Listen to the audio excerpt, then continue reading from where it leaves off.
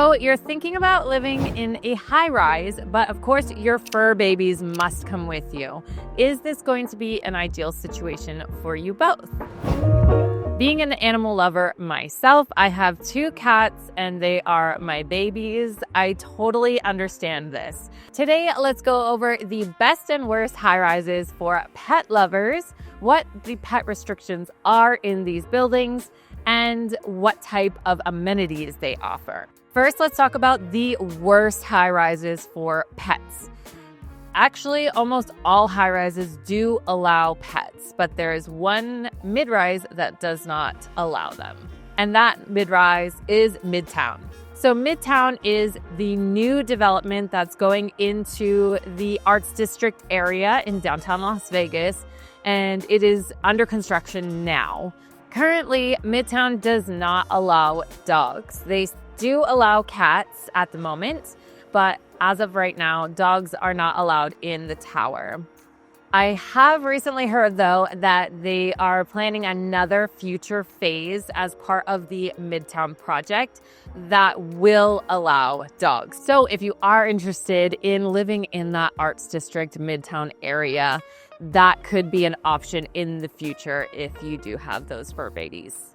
All other high-rises do allow pets, but especially for my dog owners, there are a lot of other factors to consider when deciding if a high-rise is the right place for you and your pets. The other high-rises that I would consider the worst or just not as pet-friendly are going to be those located on the Strip, like Veer or Waldorf Astoria.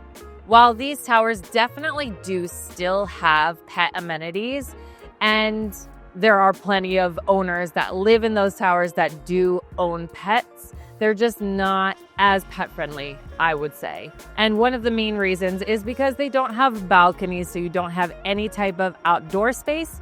And as I mentioned, they're located right on the Strip. So when you have to take your dog out for a walk, first of all, you have to take your elevator down to the ground floor, and then you go outside and you're right there on the Strip. So you can definitely walk your dog on the Strip, but there's no green areas. So if you wanted to take your dog out to run in some grass and things like that, you definitely have to get into your car and drive. Okay, now let's talk about some of my favorite pet-friendly high-rises and why. Starting with the Martin. The Martin has a dedicated dog park area, which a lot of high-rises do. They also allow 2 pets per unit, and each pet has a weight limit of 30 pounds, so only small dogs here. But there are a couple other reasons why I like this tower for pets. Starting with, just nearby, they have a pet boarding and daycare called Posh Palace.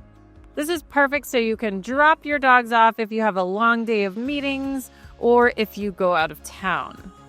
They also have live webcams for you to check in on your furry best friends to see what they're getting into.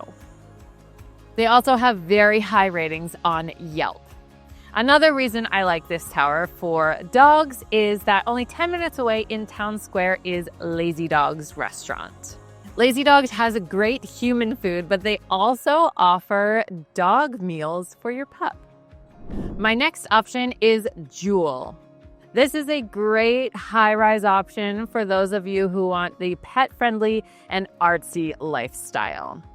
At Juhl, they allow 2 pets per unit, but the total weight between those 2 animals can be up to 160 pounds. So this is a great option for those of you with larger dogs. Another unique thing about Juhl that I really like, especially for those of you with pets, is that they have a lot of different styles of condos. So not only the condos where you have to take your elevator up to get to your unit, which they definitely do have those as well, but they also have some brownstone style condos where you have access directly from the sidewalk. So you can just walk right up and be in your unit, and you're still a part of that building, but it doesn't feel as much like you're in a high-rise because you can just walk in from the street. So when you have to take your dog out for a walk, you don't even have to go through the elevator. Another one of my favorite things about this tower is the location. So you are in the downtown Las Vegas Arts District area. So you've got tons of options for dining with outdoor patios, which a lot of those are pet friendly. Nevada Brew Works is a local favorite in Brewery Row in downtown Las Vegas, and it's a 5-minute drive or a 20-minute walk from Juhl. This brewery has a lot of delicious food and drink options and has a spacious pet-friendly patio. Next on my list is Queensridge. Queensridge has a dog park, a dog run, and even an outdoor dog shower, which is perfect to rinse off your dog after a hike over at Red Rock, or also just to give your pet a drink of water in those hotter months. Queensridge is located in the heart of Summerlin. So as I mentioned, that means you're going to be really close to Red Rock. So tons of hiking. There's also just walking paths and trails throughout the entire community. So plenty of green space and areas to get out into nature. They have lots of restaurants that have pet-friendly patios. Just right across the street at Boca Park is one of my favorites, Rustic House, where they have a pet-friendly patio and they also allow service dogs inside. Next, we're going to talk about Cello.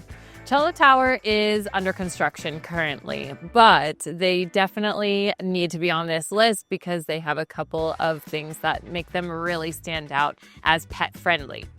They are going to have an entire floor of green areas and outdoor space, as well as several pet parks. And my favorite thing is that they're going to have a pet wellness spa. The location for Cello Tower in Symphony Park is already very pet friendly with lots of green spaces and walking paths. They allow 2 pets per unit with a total weight of 150 pounds, and Cello Tower even will offer pet walking services. Last on today's list is the Four Seasons. The Four Seasons is also under construction, and it's located within the guard-gated community of McDonald Highlands. In this tower, they allow 2 pets per unit, and each pet has a weight limit of 80 pounds. The location of this high-rise is in the foothills of Henderson, so you have easy access to a lot of outdoor activities, hiking trails, and things like that as well. Just like Cello Tower, they also will have a pet spa, which is very unique to have in a high-rise. The residences of the Four Seasons also really focus on indoor-outdoor living with large patios that are able to open up into the living space so your pets can definitely get a lot of fresh air. Throughout McDonald Highlands, you also have a couple of dog parks, which have amenities like a water fountain that serves adults, children, and dogs. It's also home to Yappy Hours, hosted by Dragon Ridge Country Club, in which residents of McDonald Highlands may enjoy a pop-up Bloody Mary bar or wine and cheese station while socializing with other dog lovers at the dog park. Obviously, wherever you live, you want the best for you and your fur babies, but perhaps these are some options that you didn't even think were possible. Maybe you thought that living in a high-rise with pets just was not an option, but I really think that there are some great ones. If you want to know more about these high-rises that I have mentioned today, I'm going to link some videos that I've done on these individually in the description below. Or you can definitely reach out to me. I'd love to schedule a free consultation with you and discuss which high-rise options are the best for you and for your pets. All my contact info is here on the screen and at our website, thethomasgrouplv.com. And I'm extension 4. Bye.